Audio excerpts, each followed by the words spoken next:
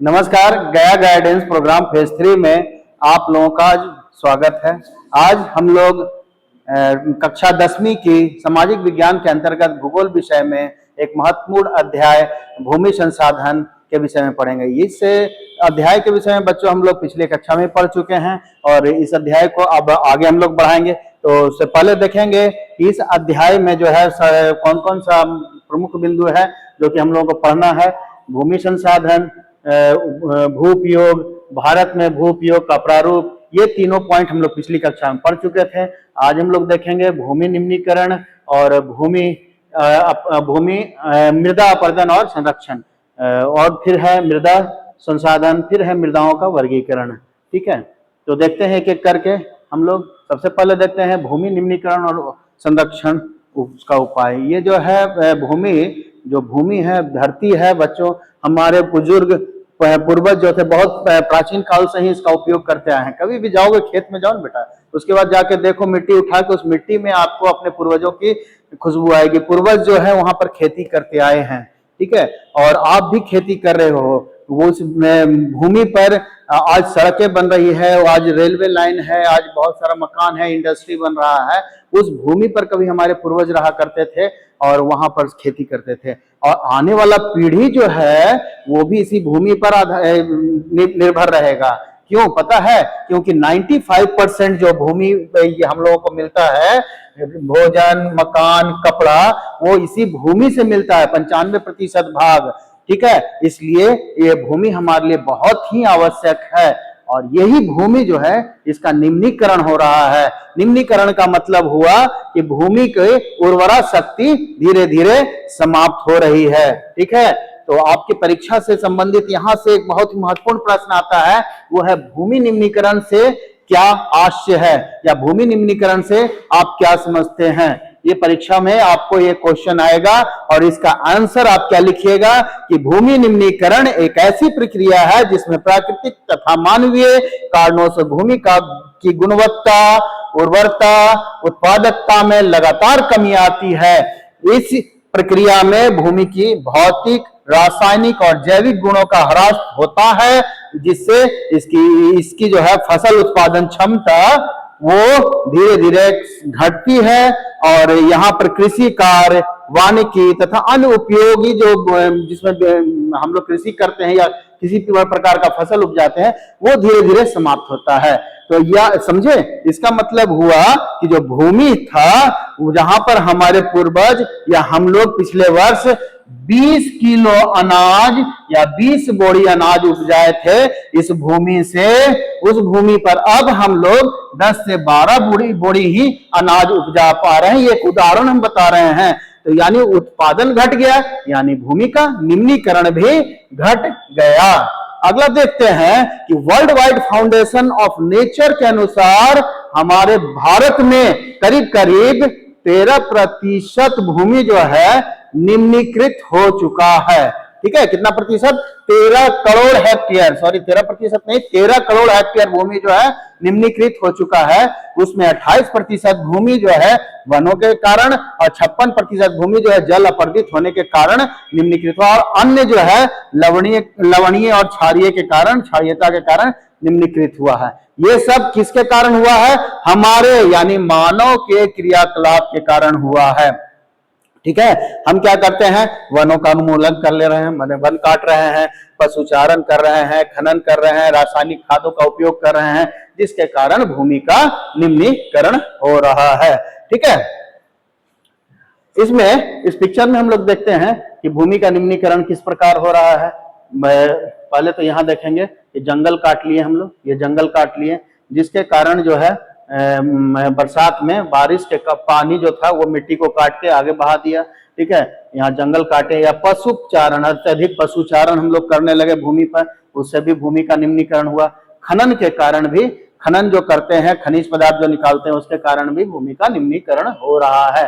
तो कितना? 13%, 13 करोड़ हेक्टेयर जो भूमि है आज के डेट में निम्नीकृत हो चुका है भारत में।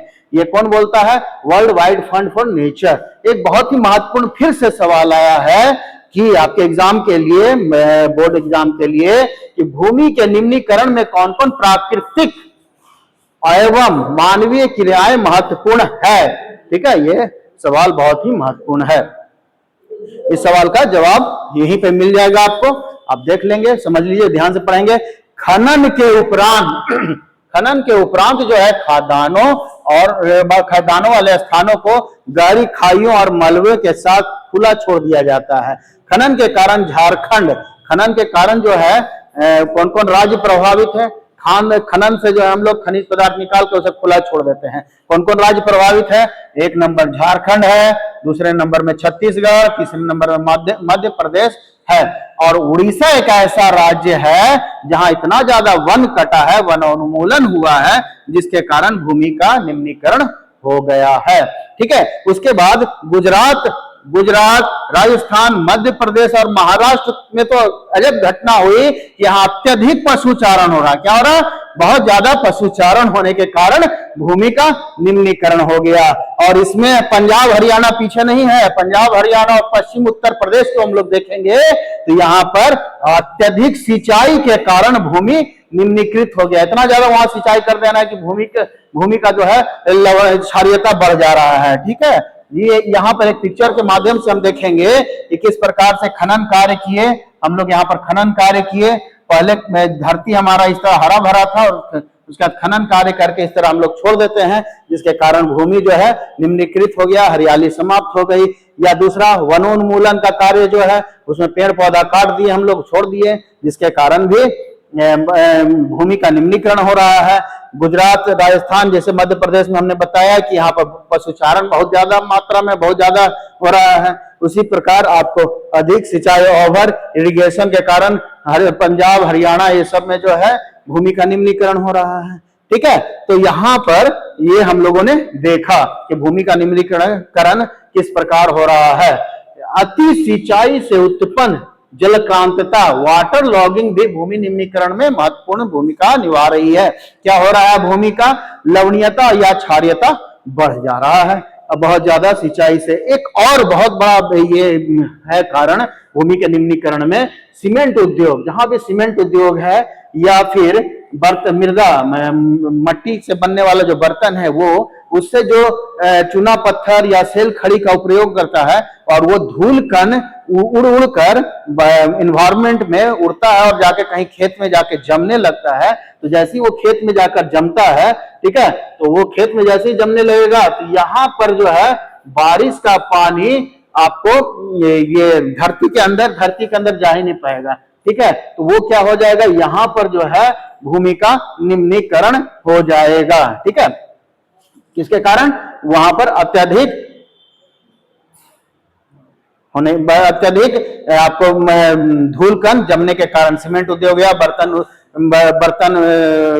मिट्टी का बर्तन बनाने में जो धूल कण उठते हैं, ठीक है, उससे जो है अधिक मात्रा में वायुमंडल में धूल कण उड़ा और भूमि का परत जो है वो भूमि की परत पर वो जमने लगा और मृदा की जल जो है सोखने की क्षमता वो समाप्त हो जाती है, जिसके कारण वहां पर भूमि में नमी नहीं आ पाता है। जब मृदा जल को सोखेगा ही नहीं तो भूमि क्या होगा? में नमी नहीं आएगा। ठीक है, और कुछ ऐसे भी इंडस्ट्रियल एरिया, औद्योगिक क्षेत्र है जहां पर कि अपशिष्ट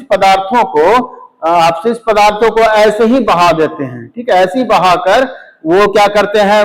छोड़ देते हैं धरती पर। तो उसके कारण क्या होता है? धरातल भी प्रदूषित हो जाता है और जल भी प्रदूषित हो जाता है। इस चित्र में देखिए ना आप, ये दो पिक्चर है, इसमें देख लीजिएगा कि ये जो देख रहे हैं धूल उड़ रहा है, यही जाकर जमता है धूलकण धरती पर, और धरती का जो ये भाग है यहाँ पर एक परत जम जाता है, जिसके कारण जो है वायुमंडल बारिश होने के बाद ये बरसात का पानी को अंदर सोख नहीं पाता है, जिसके कारण यहाँ पर मृदा का ये जो नमी होता है वो नहीं बन पाता और कृषि का माने वो उसका फिर उस पर उत्पादन बेहतर नहीं हो पाता है। ठीक है, तो ये देख लीजिएगा। उसके बाद भूमि निम्नीकरण को रोकने का क्या क्या उपाय है ये बताइए। भूमि निम्नीकरण को हम लोग कैसे रोकेंगे?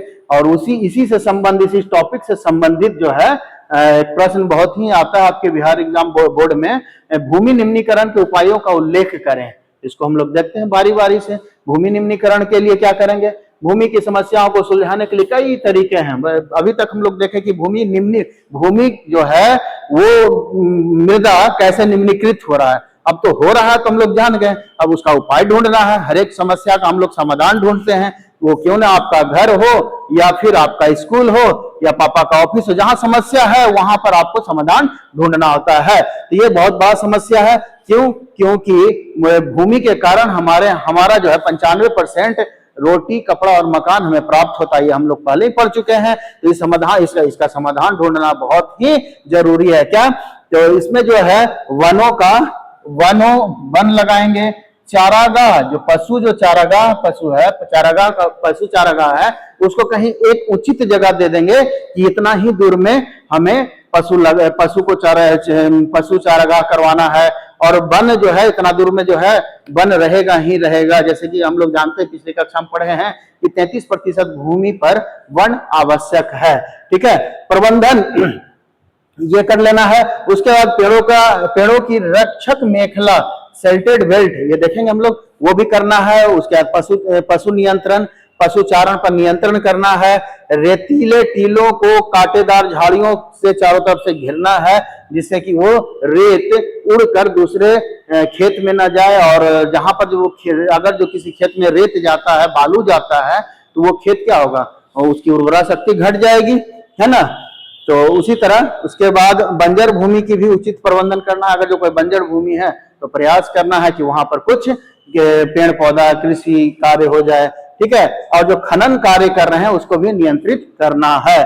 और ठीक है, औद्योगिक जल को जो उद्योग से निकला हुआ जल है उसको परिष्करण करके, मतलब उसको रिफाइन करके, उसको जल को बेहतर बनाकर उसको फिर हम लोग बहाएंगे किसी नदी में। ठीक है, तो उसका जो भूमि पर जो उसका प्रभाव क्या होगा, भूमि प्रदूषित नहीं होगा, जल प्रदूषित नहीं होगा, इत्यादि। ठीक है, अगला पॉइंट क्या होगा इसमें, जो भूमि निम्नीकरण को रोकने का उपाय है, वनारोपण हो गया, एफोरेस्टेशन हो गया, अधिक से अधिक पेड़ लगाकर मिट्टी की कटाव को रोका जाए, जिसके कारण जो है मिट्टी का कटाव रुकेगा तो भूमि का ऊपरी परत जो कि सबसे उपजाऊ होता है, वो मिट्टी जो है बहेगा नहीं बारिश के सीजन में, है ना। और जो पेड़ लगाएंगे हम लोग, उस पेड़ से जो पत्तियां गिरेगी जमीन पर, तो वो पत्ती जो है वो मृदा में ह्यूमस बढ़ा देगा, मृदा में जो है ह्यूमस बढ़ा देता है। ठीक है, उसकी गुणवत्ता को बेहतर कर देता है। किसकी गुणवत्ता को? मृदा की गुणवत्ता को। कौन बेहतर कर देता है? पेड़ से गिरा हुआ पत्ता। ठीक है, फसल, उसके बाद हम लोग देखेंगे फसल चक्रण द्वारा मृदा का पोषणीय स्तर को बढ़ाएंगे।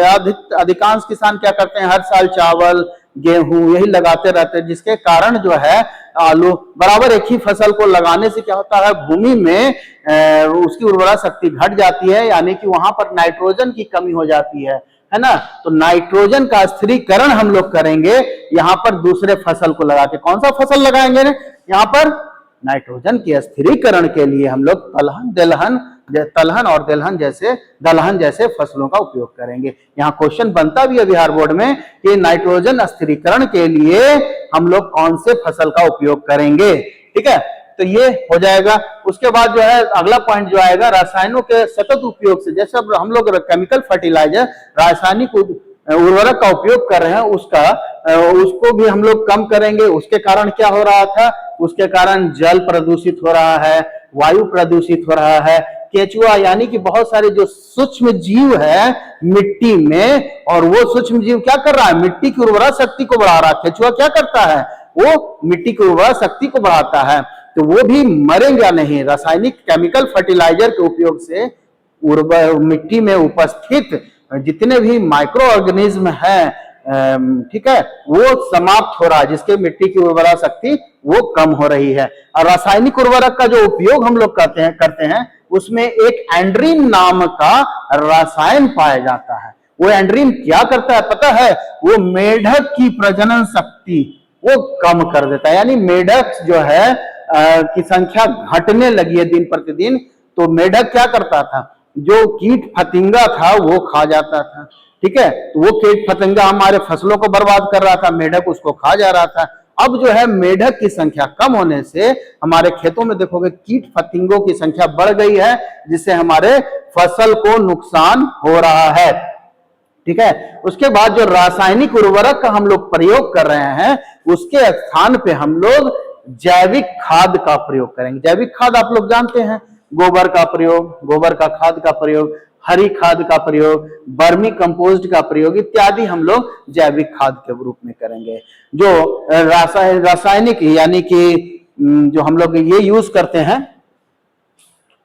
कहां गया, हाँ, जैव कीटनाशक का भी हम लोग प्रयोग करेंगे। ठीक है, उसके बाद जिसके कारण फसल की सुरक्षा होगी। ठीक है, हम लोग जो पेस्टिसाइड इंसेक्टिसाइड जो छिड़कते हैं पेड़ पौधों पर, उसके जगह हम लोग ये जैव कीटनाशकों का प्रयोग करेंगे। इसमें एक सवाल क्या बनता है कि फसल चक्रण मृदा संरक्षण में किस प्रकार सहायक है। देखो, फसल चक्रण मृदा संरक्षण में कैसे सहायक है। फसल चक्रण से मृदा का नाइट्रोजन स्थिरीकरण होता है। इसका एक लाइन में जवाब है। एक सवाल और आता है बच्चों आपके एग्जाम में, मिट्टी की गुणवत्ता बनाए रखने के लिए क्या किया जाना चाहिए। गुणवत्ता बनाए रखने के लिए क्या क्या किया जाना चाहिए बताइए। अभी इतना सारा चीज तो पॉइंट बता दिए हैं। रासायनिक उर्वरक का प्रयोग कम करना है, जैविक खाद का उपयोग ज्यादा करना है, कीटनाशकों का प्रयोग करना कम करना है, फसल चक्रण करना है, वृक्षारोपण करना है, मृदा अपरदन को रोकने के लिए हम लोगों को पेड़ पौधे लगाना ही पड़ा। इस तरह का मतलब कि जितने भी कार्य अभी हम लोग देखें कि मृदा का मृदा जो है, क्या क्वेश्चन क्या था, मिट्टी की गुणवत्ता बनाए रखने के लिए, यानी गुणवत्ता बनाए रखने के लिए मिट्टी की का निम्नीकरण को रोकने के लिए हम लोग ये सारा प्रयोग करेंगे, जो कि अभी तक हम लोग पढ़े हैं। ठीक है, उम्मीद है कि यहां तक आपको समझ में आया होगा ये भूमि का निम्नीकरण या मृदा का निम्नीकरण कैसे होता है, क्यों होता है, किसके कारण हो रहा है ना, और मृदा के निम्नीकरण को हम लोग कैसे रोक सकते हैं। ठीक है, मृदा के निम्नीकरण के बाद जो दूसरा पॉइंट बन रहा है बच्चों, वो है मृदा अपर्दन। देखो, मृदा निम्नीकरण अलग है, अपर्दन अलग है। क्या होता है मृदा अपर्दन, ठीक है, और फिर उसका संरक्षण हम लोग पढ़ेंगे। ठीक है, इरोजन एंड कंजर्वेशन। कहता है कि मृदा के कटाव, मतलब मृदा के कटाव, मिट्टी जो है, खेत की मिट्टी, बारिश हुआ, बारिश होने के बाद मिट्टी क्या होता है, देखोगे पानी के साथ बहने लगा। तो जो मिट्टी पानी के साथ बह रहा है, या हवा, तेज हवा चलने से मिट्टी जो है हवा के साथ बहने लगा, यही होता है मृदा का कटाव या मृदा का अपर्दन। ठीक है, तो मृदा के कटाव और उसके बहाव की प्रक्रिया को मृदा अपर्दन कहा जाता है। एक लाइन में हो गया। सवाल पूछेगा मृदा अपर्दन किसे कहते हैं, तो उसके कटाव और बहाव की प्रक्रिया को अपर्दन कहा जाता है। यही लाइन में आपके एग्जाम में क्वेश्चन का आंसर हो गया। मृदा बनने और अपर्दन की क्रियाएं आमतौर पर साथ साथ चलती है। कहता है कि मृदा ठीक है, ऐसा नहीं है कि हम लोग मृदा के अपर्दन को 100% रोक सकते हैं। युगों युगों से बारिश होते आया है ना, युगों युगों से जो हवाएं चलती आई है, तो क्या मृदा का अपर्दन नहीं हुआ, लेकिन होने के साथ जितने तेजी से मृदा का अपर्दन हुआ, उतनी ही तेजी से मृदा का निर्माण भी हुआ। हालांकि जान लो, मृदा का निर्माण हजारों साल, मतलब बहुत लंबे समय में एक मृदा का निर्माण होता है। एक क्षेत्र में जो मृदा का निर्माण होता है वो काफी लंबे समय में होता है। ठीक है, उसके बाद जो है मानवीय क्रियाएं, मानव जो क्रियाकलाप कर रहा है इस धरती पर, उसके कारण जैसे कि वनोन्मूलन, अति पशुचारण, बहुत सारा निर्माण कार्य जो है, खनन कार्य इत्यादि के कारण जो है मृदा का कटाव तो होता ही है, साथ में जो क्या है, प्राकृतिक ताकत, नेचर को भी ताकत और मिल जाता है कि हम जो है मृदा का और तेजी से अपर्दन कर सकें। ठीक है, मानव तो किया, उसका किए हुए को और ये प्रकृति जो है बढ़ा देता है। बहता हुआ जल मृदा युक्त मृदाओं को कटते हुए गहरी वाहिकाएं बनाती है, अवनालिकाएं कहती है। ये अवनालिकाएं क्या है, ठीक है, आपके एग्जाम में क्वेश्चन पूछेगा। ठीक है, तो ये देख लेंगे हम लोग। ऐसी भूमि जोतने योग्य नहीं रहती है, इसे उत्खनन बैडलैंड कहते हैं। ये क्वेश्चन एग्जाम में आता है, उत्खात भूमि या बैडलैंड किसे कहते हैं, या पूछ देगा चंबल बेसिन में ऐसी खड्ड, जो चंबल बेसिन में जो खड्ड बना है उसे क्या कहते हैं। ठीक है, तो उस खड्ड को बैडलैंड भी कह सकते हैं, आप भूमि खड्ड या रिवाइन भी कहते हैं। ठीक है, तो ये हम लोग जानेंगे। तो ये इसका देख लेंगे एक पिक्चर के थ्रू। जो हम हुआ भूमि युक्त मृदा जो कटने लगी, कटने से जो ये अवनालिका ये सब बन रही है, यही खड्ड का निर्माण कर रही है। बारिश हुआ और यहाँ से पानी बहा, यहाँ पर ये खड्ड बन गया। ठीक है, तो वेटलैंड किसे कहते हैं? यहाँ एक सवाल आता है, मृदा अपरदन क्या है? मृदा संरक्षण के किन्हीं 3 प्रभावी उपायों को लिखें। ये प्रश्न बहुत ही महत्वपूर्ण है। अपरदन क्या है, इसके प्रभावी उपाय कौन कौन से हैं? ठीक है, तो इसके प्रश्नों का जवाब भी हम लोग देख लेंगे इसी चैप्टर में जो पढ़ रहे हैं, इसी में आपको मिल जाएगा। ठीक है, कई बार जल विस्तृत क्षेत्र को ढके हुए ढाल के साथ नीचे की ओर बहता है। क्या है? हल्का सा ढाल भी रहेगा तो बारिश होगा तो पानी का तो गुण है ऊंचाई से नीचाई की ओर, ढाल से सीधे पानी तेजी से भागता है, तो वो क्या करता है? अपने साथ साथ मृदा को भी लेके चल जाता है। तो जो पानी ढाल से मृदा को ले जाता है उसे कहते हैं चादर अपरदन। क्या कहेंगे? चादर अपरदन। सीट इरोजन, देखिए पिक्चर में इसको देख लेते हैं कैसा है सीट इरोजन। देखिए ये हल्का सा ढाल था, बहुत ज्यादा ढाल नहीं, पहाड़ वाला ढाल नहीं है, हल्का ढाल है, बारिश हुआ और पूरे इस क्षेत्र में क्या किया, ये जो क्षेत्र था ये आपको पानी यहाँ गिरने के बाद चादर इरोजन यहाँ पर हो गया। ठीक है, ये चादर इरोजन हो रहा है। ठीक है, उसके बाद पवन द्वारा मैदान अथवा ढालू क्षेत्र में मृदा को उड़ा ले जाने की प्रक्रिया को पवन और अपरदन कहते हैं। हम लोग हर दिन देखते हैं। ठीक है, पवन जो है अपने साथ कुछ मृदाओं को उठा कर ले जाता है, उसे पवन अपरदन कहते हैं। ये तो आसान था, ये आप देखते भी हो आम जीवन में, समझते भी हो। कृषि के गलत तरीके से, ये क्वेश्चन बहुत ही महत्वपूर्ण है। ठीक है, कंटूर प्लगिंग क्या होता है? ठीक है, कृषि के गलत तरीके से मृदा के अपरदन से मृदा का अपरदन होता है। यानी कि यहाँ पर एक पिक्चर होगा, हाँ देखिए यहाँ पर कृषि जो है, अगर जो ढाल है जमीन, तो ढाल नुमा जमीन में आप कृषि ऊपर से नीचे करोगे तो क्या होगा? मिट्टी कटेगा, और मिट्टी कटेगा तो पानी इसको लेकर बह जाएगा यहाँ की मिट्टी को। यही कहता है कि कृषि का जो तरीका है उसे हम लोगों को बदलना पड़ेगा और सही तरीके से करना होगा। कैसे करना होगा? कैसे करना होगा? एक मिनट, इसी स्लाइड में हम लोग देख लेते हैं। इसमें जो है हम लोगों को सीधा ना करके अपने हल को जो है जो भूमि की ऊंचाई है, एक समतल भूमि है, उसी के समानांतर चलाना, ना कि ऐसे खेत में हल चलाएंगे बल्कि ऐसे चलाएंगे, एक समानांतर कोण में चलाएंगे। ठीक है, इसे अगले स्लाइड में हम लोग देख लेते हैं। भूमि अपरदन से संरक्षण के उपाय। ठीक है, जो अपरदन हम लोगों ने किया, अभी हम देखे कि ढाल वाले भूमि पर क्षेत्र पर हम लोग हल कैसे चला रहे थे? ऊपर से नीचे। तो ऊपर से नीचे चलाएंगे तो मिट्टी कटना ही कटना है। एक तो मिट्टी हल से कटेगा, और दूसरा चीज जो है वो आपको बारिश आएगा तो मिट्टी पानी में कटते चला। तो अब जो है ये हम लोग देखें पिछले स्लाइड में क्या देख लिए थे कि गलत तरीके से जो भूमि का जो है कटा हुआ।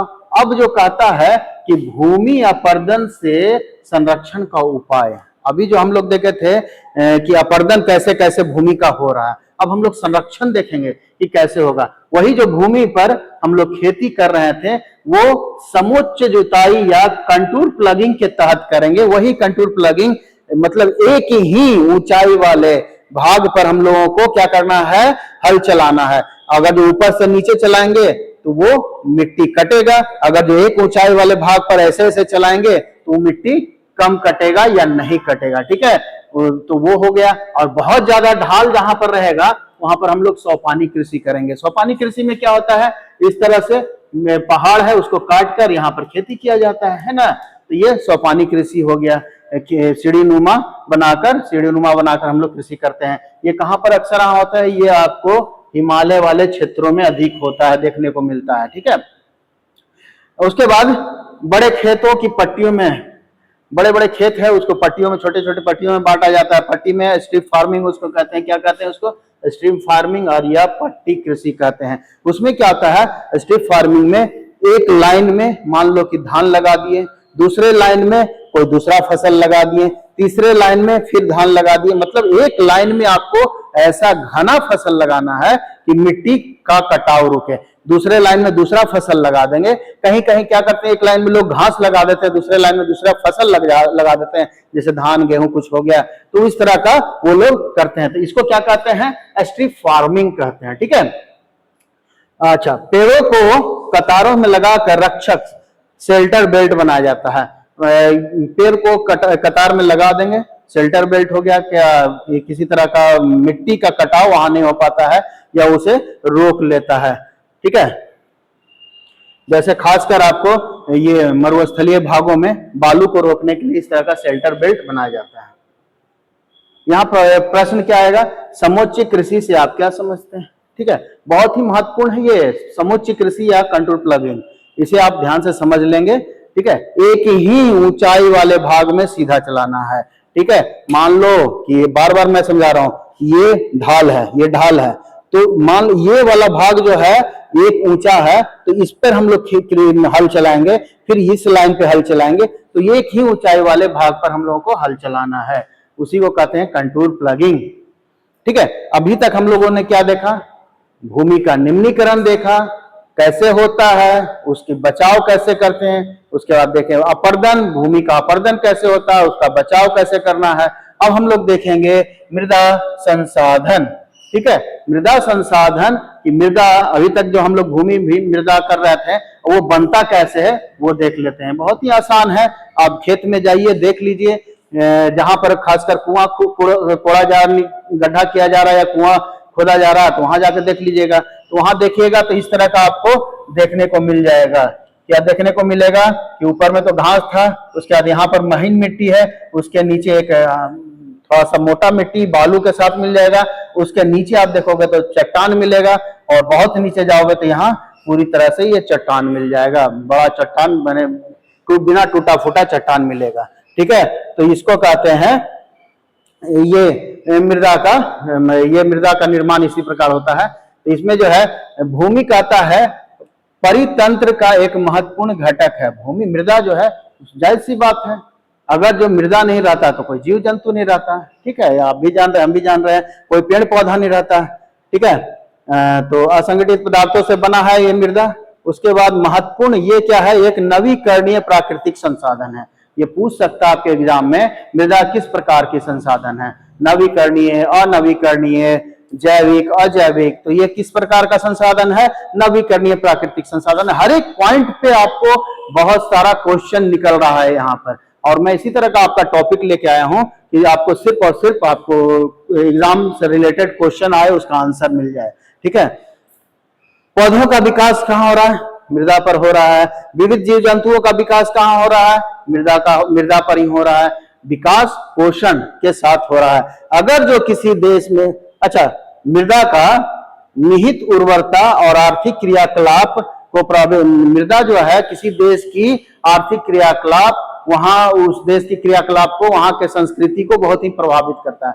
कहता है कि अगर जो मृदा नष्ट हो जाए तो वहां पर उस देश की संपत्ति भी नष्ट हो जाएगी और वहां की संस्कृति भी नष्ट हो जाएगी। तो इसलिए कहते हैं मृदा एक जीवित तंत्र है।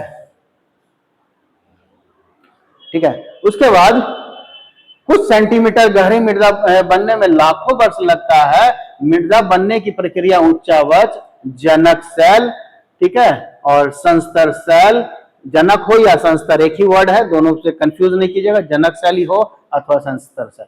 जलवायु, वनस्पति और अन्य जैव पदार्थों और समय की मुख्य भूमिका होती है। जो मृदा बन रहा है उसके बनने में ये सभी तत्वों का बहुत ही महत्वपूर्ण भूमिका होता है। आपको प्रश्न पूछता है कि मृदा निर्माण में किन तत्वों की भूमिका महत्वपूर्ण होती है, तो आप ये लिख दीजिएगा, जनक सेल, जलवायु, वनस्पति, अन्य जैव पदार्थ, और समय तो जरूर लिखिएगा, बिना समय का मृदा का निर्माण नहीं। प्रकृति के अनेकों तत्व जैसे तापमान परिवर्तन, बहते जल की क्रियाएं, पवन, हिमनदी और अपघटन क्रियाएं आदि मृदा बनने की प्रक्रिया में योगदान देती है। प्राकृतिक में जो अन्य क्रियाकलाप हो रही है उससे भी मृदा निर्माण को महत्वपूर्ण भूमिका मिलती है। मृदा में होने वाले रासायनिक और जैविक परिवर्तन भी महत्वपूर्ण है। मृदा जैव ह्यूमस और अजैव दोनों पदार्थों से बनती है। ठीक है, जैव ह्यूमस मतलब जो पत्ते गिर रहे हैं, जो जीव जंतु मर जाते हैं तो वो भी धीरे धीरे मृदा में ही विलीन हो जाते हैं। तो इस तरह ये इसी को कह रहे हैं कि जैव अजैव दोनों का महत्वपूर्ण भूमिका है। उसके बाद जो प्रश्न बन रहा है मिट्टी क्या है, ठीक है, ये आपके एग्जाम के दृष्टिकोण से बहुत ही महत्वपूर्ण है। इसके निर्माण में सहायक प्रमुख कारकों का वर्णन करें। यही कारक अभी अभी जो हम लोग बात की, यही वाला कारक है, इसका वर्णन, यही आंसर हो गया। मिट्टी क्या है, इसके प्रमुख कारक क्या है, इसका उत्तर क्या हो जाएगा बच्चों, उसका आंसर हो जाएगा। अगर जो मेरी तरीके से आप पूछोगे कि सर इसका आंसर क्या होगा, इसका आंसर मैं यहाँ पर लिख दिया हूं। पृथ्वी की ऊपरी परत जो चट्टानों के अपक्षय और जैविक पदार्थों के विघटन से बनती है, जिसमें पौधे उगते हैं, मिट्टी कहलाती है। ठीक है, इसमें खनिज पदार्थ, ह्यूमस, जल, वायु तथा सूक्ष्म जीव पाए जाते हैं। इसके निर्माण में, किसके निर्माण में, मिट्टी के निर्माण में, मिट्टी के निर्माण में मूल सेल, जलवायु, स्थलाकृति, वनस्पति तथा समय की महत्वपूर्ण भूमिका होती है। यही कारक जो है मिट्टी की उर्वरता, बनावट और संरचना को प्रभावित करती है। हर एक देश, हर एक राज्य में कहीं भी आप जाओगे तो मिट्टी में देखोगे अलग अलग गुण होता है, क्वालिटी होता है। मिट्टी जो है उसमें आपको अलग अलग पौधे उपजते हैं, मिट्टी का रंग तक आपको अलग देखने को मिलेगा, जो कि हम लोग आगे देखेंगे। मिट्टी के वर्गीकरण, मिट्टी का वर्गीकरण जब हम लोग पढ़ेंगे तो उसमें हम लोग देखेंगे। आज हम लोग यहीं तक बच्चों करेंगे, इसके बाद कुछ अभ्यास प्रश्न जल्दी से इसको हम लोग कर लेते हैं क्योंकि समय बहुत ज्यादा हो गया है। ठीक है, पहला जो है सोपानी कृषि किसे कहते हैं, किस राज्य में प्रचलित है। सोपानी वही सीढ़ीदार कृषि, इस तरह का कृषि किस राज्य में प्रचलित है, तो वो आपको पर्वतीय क्षेत्रों में, पहाड़ी क्षेत्रों में होता है। तो इसका आंसर हो जाएगा उत्तराखंड, इसका आंसर हो गया उत्तराखंड। मेढक के प्रजनन में, अभी अभी हम बताए हैं कि मेढक के प्रजनन को नष्ट करने वाला रसायन कौन सा है, बताइए जल्दी से।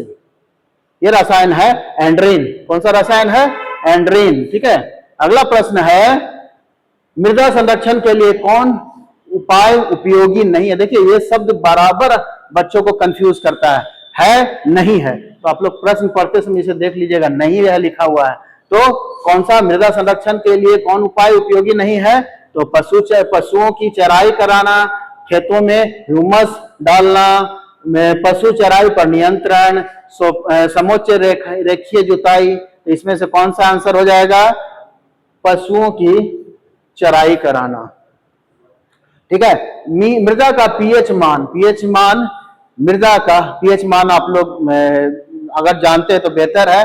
अगर जो पीएच नहीं समझ में आता है तो आप कमेंट बॉक्स में डालेंगे लिख के, तो मैं इसे भी समझा दूंगा कि पीएच किसे क्या होता है। इसको विस्तार पूर्वक मैं पढ़ा कर आपके व्हाट्सएप ग्रुप में डाल दूंगा। ठीक है, बस इतना जान लेते हैं पीएच मान कितना होना चाहिए, तो मृदा का पीएच मान 7 होना चाहिए। ठीक है, 7 से अधिक हो जाएगा तो वो क्षारीय हो जाएगा, 7 से कम हो गया तो अम्लीय हो जाएगा। मृदा संरचना में मूल चट्टानों के ऊपर कितनी परत होती है, जो मूल चट्टान हम लोग देखे थे उसके ऊपर कितनी परत होती है, 3। ठीक है, उसके बाद इनमें कौन उपाय भूमि ह्रास के संरक्षण में उपयुक्त हो सकता है। देखिए यहाँ पर है नहीं वर्ड है, आपको बार बार कह रहे हैं है और नहीं वर्ड का ध्यान पूर्वक हम लोग देखेंगे। ठीक है, तो इसमें हो जाएगा बाढ़ नियंत्रण। कुछ होमवर्क दे के जा रहे हैं आप लोगों को बच्चों, कोशिश कीजिएगा ये होमवर्क आप लोग जरूर कर लें। ठीक है, अगर जो आपसे ये होमवर्क नहीं बनता है, ये जो क्वेश्चन हम दे रहे हैं अगर जो नहीं बन रहा है आपसे, तो आप जो है कमेंट बॉक्स में लिख कर डाल सकते हैं कि सर जो क्वेश्चन आप लिखे थे वो हम लोगों का उसका आंसर लिख कर दे दीजिए, तो हम उसका भी वीडियो बनाकर आप लोगों को दे देंगे। ठीक है, तो मैं प्रयास करूंगा कि अगले क्लास में आप लोगों के लिए एक बेहतर, यही भूमि संसाधन का जो शेष बचा हुआ भाग है उसे बेहतर तरीके से लाऊं और आपके परीक्षा उपयोगी, मेरा ध्येय है कि जो आप मैट्रिक का एग्जाम दे रहे हैं उसी से संबंधित मैं क्लास लूं, उसी से संबंधित क्वेश्चन लाऊं। ठीक है, आज के लिए धन्यवाद, कल फिर मिलेंगे, नमस्कार।